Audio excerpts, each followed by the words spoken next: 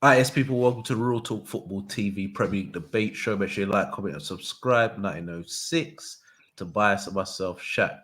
All right, let's go straight into it. Man United, Ten Hag, Tobias. I'll go to you because that's your team. Is he losing the change room? What he's doing with Sancho, and is he under pressure? Because at the moment it's looking peak for you. I know it started early. The season started early, but it's looking peak. Is he under pressure? Which one do you want me to answer first? Which one do you want me to answer first? Is he under pressure and is he losing the change room with Sancho? He's under pressure for obvious reasons. You lose 2 out of the first 4 games. When you started off as title challengers, this is what happens. Expectations grow, isn't it? If it was last year now, the same thing happened. He was under pressure, even though the results were worse. He wasn't under as much pressure as he is now because we knew the state of affairs back then. So now he's a season in. He's finished third. Expectations is that a lot of people were pipping us for second, at least third. So now you go into a season with much promise, takeover talk, all the rest of it. Window, obviously, window is the window with Man United until you get rid of the Glazers. It will be. He's had money, but the money's been sporadic, and it's been reactive as we always are or currently. Go on. No, I said he's had money. So, No, so, but it's usually as a reaction, isn't it? In terms of when we lost the first 2 games last year, then you go and buy the Antonys, then you go and buy the Casemiros. Where it's never get in his full array of signings straight away, and then work through the pre-season with it. It's always comes as the season starts because of obviously how we start, and then the panic steps in. The Sancho issue, has he lost the dressing room? No, because he's got enough of his core players in there now that he feels comfortable enough to start calling man out. Because the Sancho one's deep, isn't it? Sancho had that time off last year that no one really spoke about, and what he had for 3-4 months off, mental health. So everyone kept away. It wasn't a thing. We were doing as well as, and then when we needed sort of a pickup and Sancho come back as a new signing, it didn't make the impact that probably you would have wanted. Obviously, now you got the start of this season, and you can argue that he hasn't been given the opportunity to make an impact. Even though I'd say that the couple of games he did come on, he didn't do too bad. But the problem is that what's Ten Hag expecting out of Sancho anyway from a whole, if you know what I mean? Like he sees it all, like every day in training. So you can't debate. Given that he had that time off, like he would have expected him to probably come back all guns blazing, like front of the queue pre-season. You know how it goes. Do you know what I mean? Doing the added extras, doing what's required. If he doesn't feel like he's seen it and he feels within himself disappointed, then yes, it's to call it out. I question the timing of it because obviously now we suffered a bad loss yesterday. I'm not going to get into the Arsenal game too much because there'd be a lot to talk about. Although I will say that they deserved the win. They controlled the game. We were doing. One thing, Tobias, I hate Man United with a passion, but that's not offside. Yeah, It's but not. It's that's not why I'm not offside. going to get into It's the. not. I'm not It's going not to get offside. into the. It's not offside, and it's not the rest of it. But the timing's terrible from Ten Hag if he was going to do it because now you're going to get everyone on your back because not only you've done what you've done to Maguire, and I think everyone half accepted it. Now you're doing it to another Englishman, and you know the media do. You can't do it to both. So plus he hasn't previously called out players. He hasn't done it. He's tried to do it smart, and I think now he feels like he's got enough within the core of the dressing room because there's about eight, 9 of them man in there that are his players. Do you know what I mean? He's not walking into a scenario that Ralph Rangnick walked into. Do you know what I mean? Where there's everyone gunning for his back, if you know what I mean. But the core starting 11 will be his players. So he's not going to do enough to make a ripple within the team, more so than what's going on now. The offside's a different aspect. Some you can say it is, you can say it's not. I agree. If it's not a body part you can score with, then it shouldn't be. It shouldn't have been taken into account. But that's a whole other subject. You've got Fulham that can gripe about the Man City issue. There's a couple of VAR decisions, and again, VAR is never going to clear it up. Like all in with it because it's still subjective. You can go about the penalty. Do you think it was a penalty? I don't think it was a penalty. Looking at the VAR, I don't think it was a penalty. But No. so it was a penalty. But yeah, so now the pressure on him has intensified because of the timing. So I don't think the issue is doing it. Timing of it, not great. Losing to Arsenal was just horrific. Like, especially when you're looking at like Haaland, everyone's gassing about Haaland, which this is what I mean. You've got a striker that's willing to put pressure on someone, and everyone's raving. Imagine if we had Darwin, like everyone would have been raving. You know, it takes something so simple for everyone to get excited, and that's what we've been lacking for so long, which is terrible. Because you look at Martial was on the pitch for what 60 to 70 minutes. Haaland done more, or Højlund done more within them 20, 30 minutes than Martial did all game.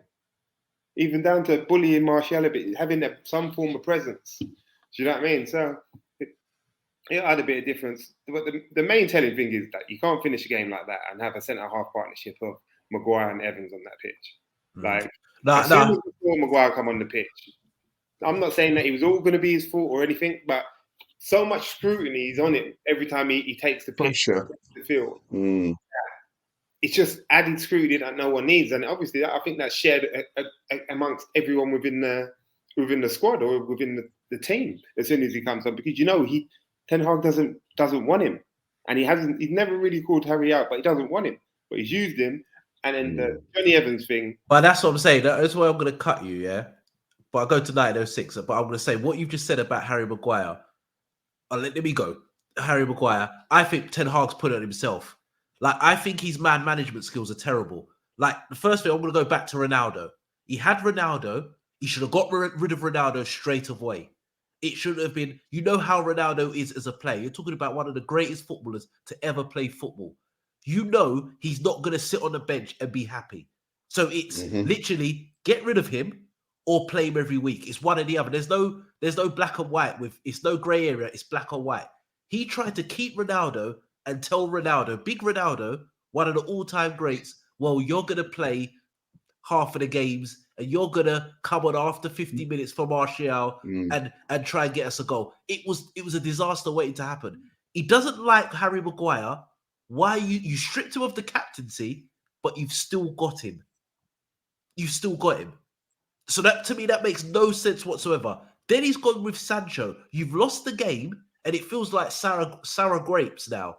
So you've lost the game, and then you've come out with Sancho, where you could have said, well, you know, Sancho he's not in the squad because, I don't know, he's sick, or Retete, you could have kept it in-house. But you've come and told the whole of the media that he's been terrible in training, and then Sancho's come out and said, this is a load of rubbish. So to me, it feels like if he keeps on going on, even if the players he's brought in, they're all going to turn on him. Because he's to me, he still hasn't got the authority to put it on man like how he's supposed to, how he is. Because to me, he hasn't done enough yet at Man United. There's been Okay, I hear what you're saying. Sorry, 996, but I'm gonna have to rebuttal what Shaq said. No, go for it. Talking about certain things, you can't say for certain that Ten Hag wanted to start the season with Ronaldo. I don't believe he did. I don't think you can say for certain that he wanted to keep Ronaldo. He was put in a situation that he had to keep but Ronaldo. He came out. He decided to use Ronaldo. Tobias, he came. I've seen him have interviews and say that Ronaldo won't play all the games.